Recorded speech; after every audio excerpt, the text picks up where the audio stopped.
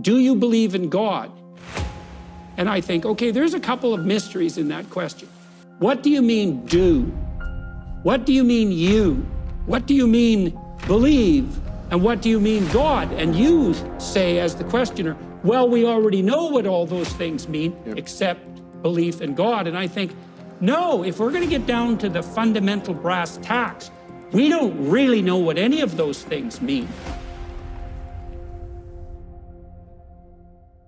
You're called upon initially to act out the spark of divinity that's within you by confronting potential with the logos that's within you, which means to take the opportunities that are in front of you, the potential future, and to transform it into the present in the best possible way, using truth and courage and careful articulation as your guide. So that's the first thing you're called on to do. That's a major deal there. That's a tough one. And then the second is to make the proper sacrifices. That's the Cain and Abel story. It's like you want something, you genuinely want it, you want to set the world straight, then you let go of what's necessary and you pursue. You let go of what isn't necessary, no matter what it is, no matter what it is. And then you pursue what's necessary, and then maybe you sacrifice your children to God. That was the story. That's one of the next stories that comes up, of course, and you think, well, that's pretty damn barbaric, and the way the story's laid out, of course it is, but that isn't exactly what it means. It means that what you try to do when you raise children is that you try to do everything you can to impress upon them by imitation and by instruction and by love and by encouragement that they are crucial beings in the world whose ethical decisions play an important role in shaping the structure of reality itself, and that they have the moral responsibility to do that. And you get your ark in order, that's your family, let's say, so that when the storms come, you can stay above water for the 40 days of flooding, and you're capable of leading your people through the desert when the desert makes itself manifest, and you can escape from tyranny properly because you're wise enough to see it, and you take the full burden of being on yourself, all the suffering that's part and parcel of that. You accept that voluntarily, let's say, and you do everything you can to confront the malevolence that's part of you and that's part of the state and that's part of the world. And you make a garden around you. That's the paradise, a walled garden. It's a walled, well-watered place, so the forces of nature and society exist together in harmony, and you place your family in that so that they can live properly. And you treat your enemy as if he's yourself, and the same with your brother. And, well, then you can say, then maybe you can say, maybe then you have the right to say that you believe in God. Otherwise, maybe you should think twice about it. Because, you know, there's a line in the New Testament that Christ himself says. A rich man comes up to Christ and says, good leader, good Lord. And he asks him a question about how it is that he should be a good person. And Christ says, don't call me good. There's no one that's good but God.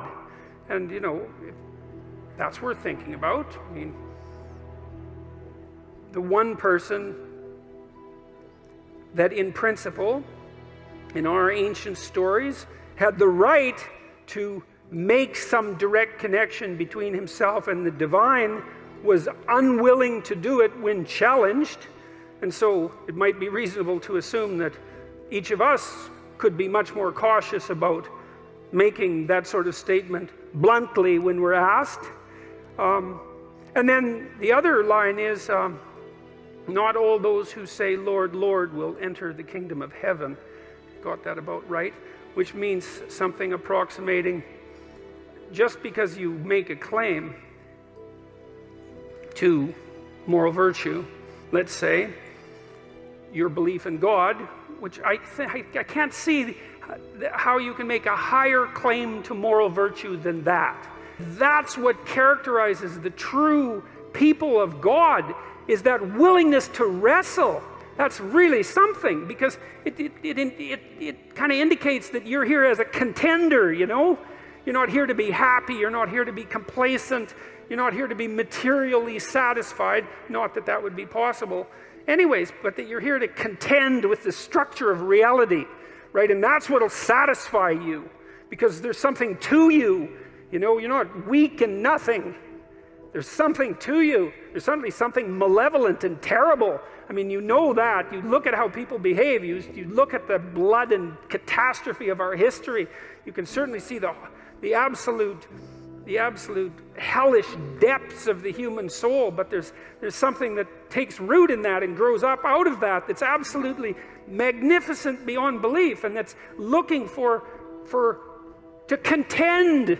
And God only knows how hard you need to be pushed in order to go beyond where you are. But, you know, to some degree, if you have a choice, you know, it's not that uncommon that what we'll do is choose to be pushed to the limit, especially when we're at our best. We think, well, where's the limit? It's here. Maybe I can manage that. I'm going to push myself right to the damn limit. And then I'm going to push myself a little bit over just to see if it's possible. And if that happens, then, you know, you emerge with a sense of triumph.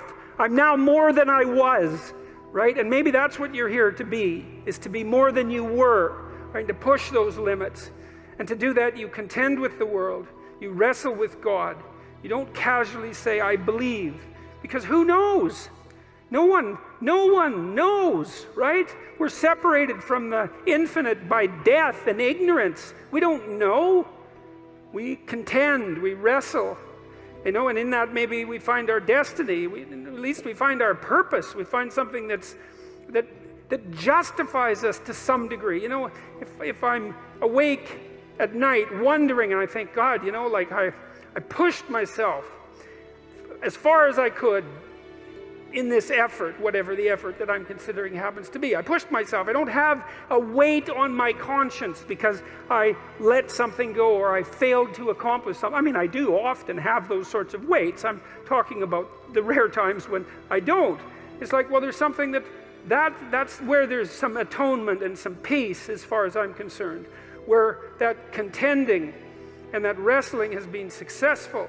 And I would say that insofar as you're deeply involved in that, like completely involved in that, thoroughly involved in that, then you have the right to say that you believe in God.